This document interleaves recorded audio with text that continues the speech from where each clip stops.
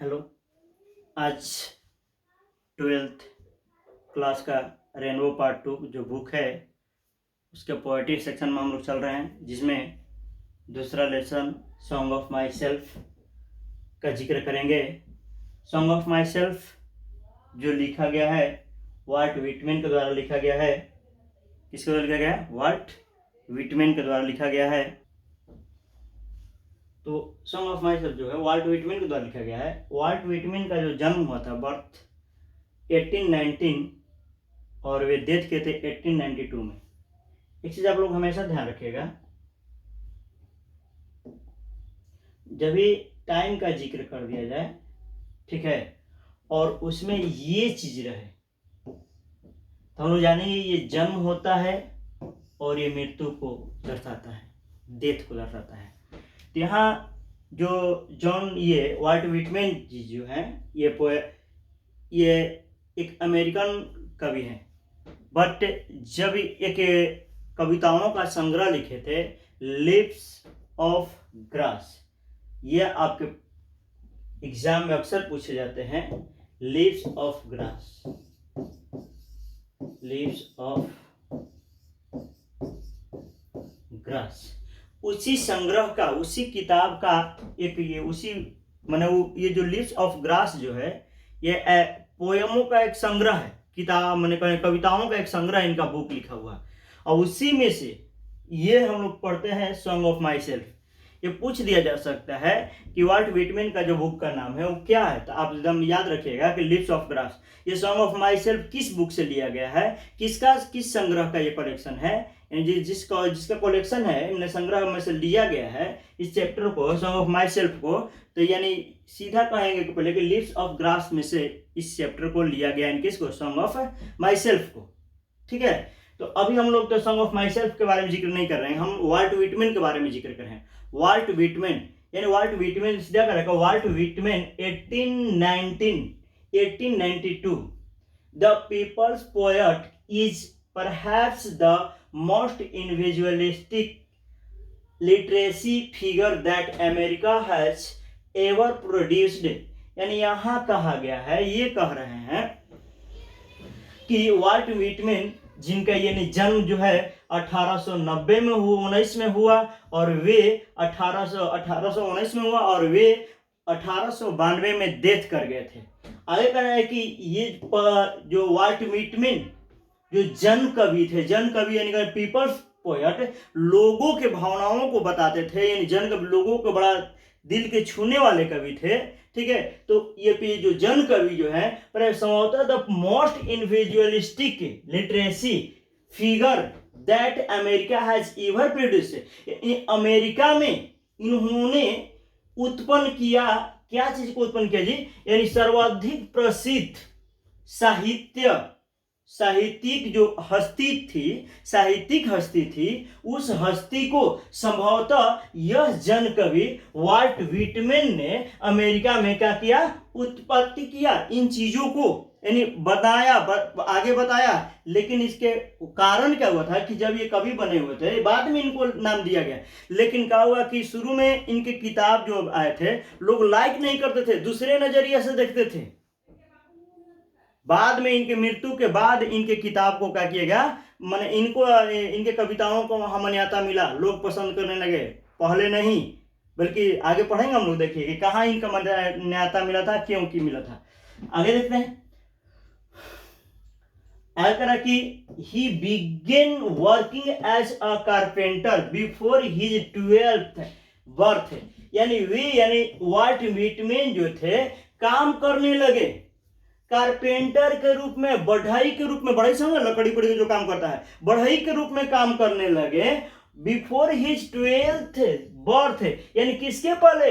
अपने 12वीं जन्म के पहले। जन्मदिन समझ में ना, यानी 12 वर्ष के उम्र से पहले ही वे क्या करने लगे? काम करने लगे। 12 वर्ष के उम्र के पहले ही ये जो थे काम करने लगे थे। ठीक है, किसके? 12 वर्ष की उम्र के पहले काम करने लगे। He also worked as a printer। यही नहीं कि खाली बस वो बढ़ई का काम किए थे, बल्कि वे, आ जाएगा ऑप्शन में, कि वे किस काम का, जो 12 वर्ष की उम्र में कौन काम करते थे? तो आप सीधा कहिएगा कि वे जो थे बढ़ई का, कारपेंटर का काम करते थे, यह आएगा ऑप्शन में। ठीक है, कारपेंटर। उसके बाद यही नहीं, बल्कि खाली कारपेंटर ही नहीं, बल्कि ही ऑल्सो वर्क, उन्होंने काम किया, उन्होंने काम किया। किस रूप में भाई किया? As a printer, teacher, editor and was volunteer nurse during the civil war.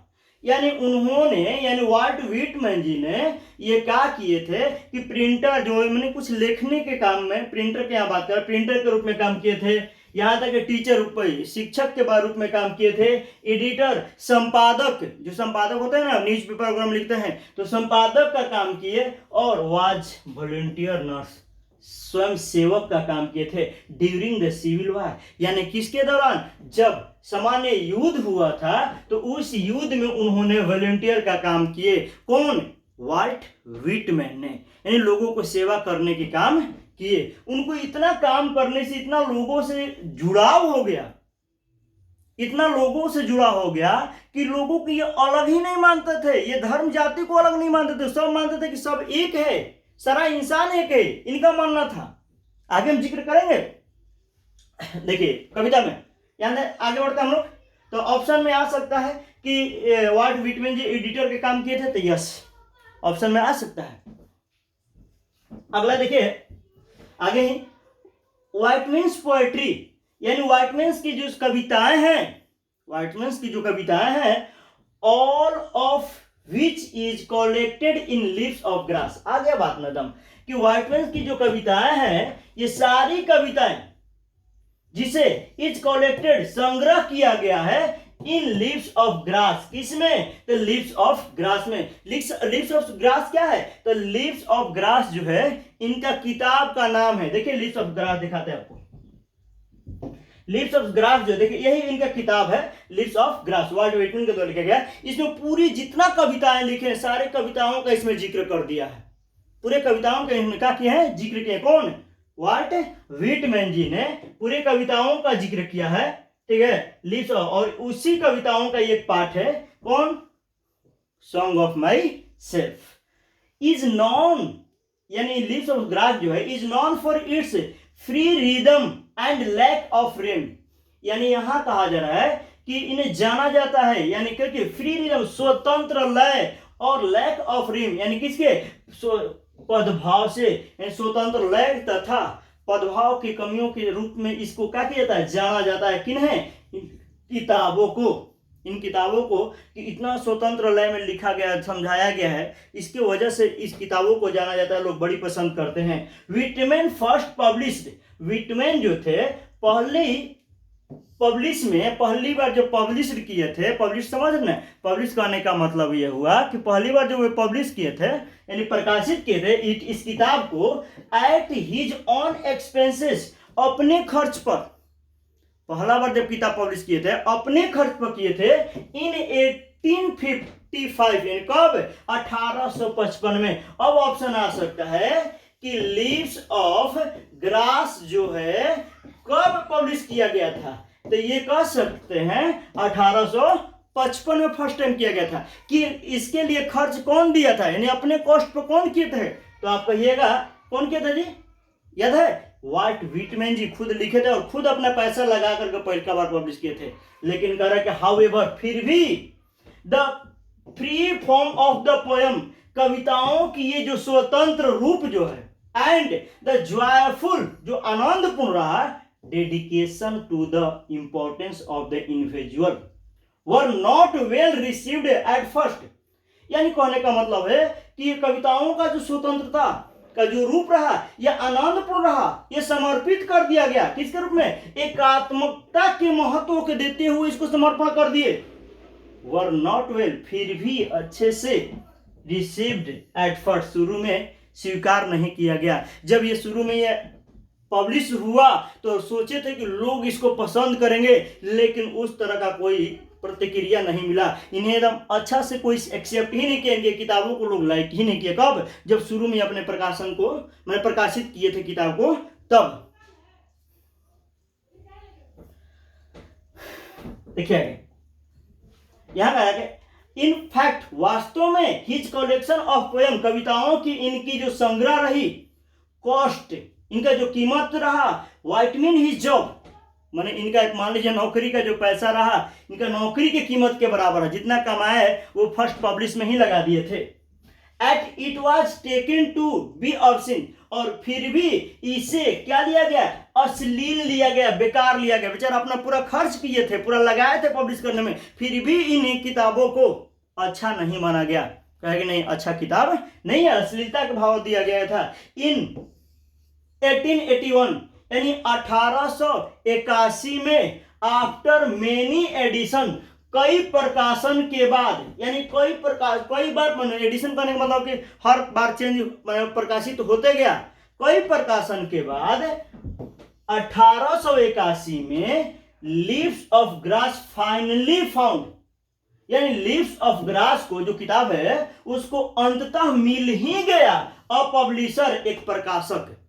अंत में क्या हुआ, मान लीजिए इतना दिन तो हुआ, लेकिन अंततः 1881 में कई बार अपना से प्रयास किए लेकिन कुछ हुआ नहीं, उतना प्रचार नहीं हुआ, लेकिन फिर भी एक प्रकाशक जो था वो मिल ही गया, विलिंग टू प्रिंट इट, क्या करने के लिए तैयार हो गया, यानी तैयार इच्छा जाहिर किया था ये मैंने क्या करने का, छापने का।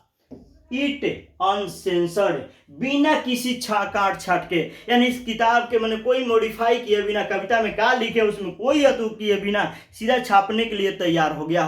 कौन, तो एक प्रकाशक हो गया। देखिए वो कहाँ का प्रकाशक है, ट्रांसलेशंस ऑफ दिस कलेक्शन, इस किताब का जो, इस संग्रह का जो अनुवाद वर इथ्यूजिटिकली, उत्साह से रिसीव्ड, प्राप्त किया गया इन यूरोप। कहा, यूरोप में। इसका जो पब्लिश किया गया कहाँ किया गया, यूरोप में, यूरोप में इसके ट्रांसलेट अनुवाद किया गया। बट व्हाइटमैन रिमेन्ड रिलेटिवली अनअप्रिशिएटेड, फिर भी व्हाइटमैन रह गए अपेक्षाकृत कम समझने लायक, यानी उतना प्रसिद्ध नहीं हो पाए, यानी कहने का मतलब अप्रिशिएटेड रह गए, यानी उतना प्रसिद्धि नहीं मिल पाया। कहाँ, अमेरिका में, यानी अमेरिका ये किताब तो पब्लिश हुआ लेकिन कहाँ हुआ, यूरोप में हुआ। फिर मैंने यूरोप में तो यूरोप के प्रकाशक था वो ले लिया, लेकिन इनको जो है प्रसिद्धि जो है अमेरिका में उतना नहीं मिल पाया उस दौरान। कब, जब 1981 में छपा तब फिर भी अमेरिका में नहीं मिला।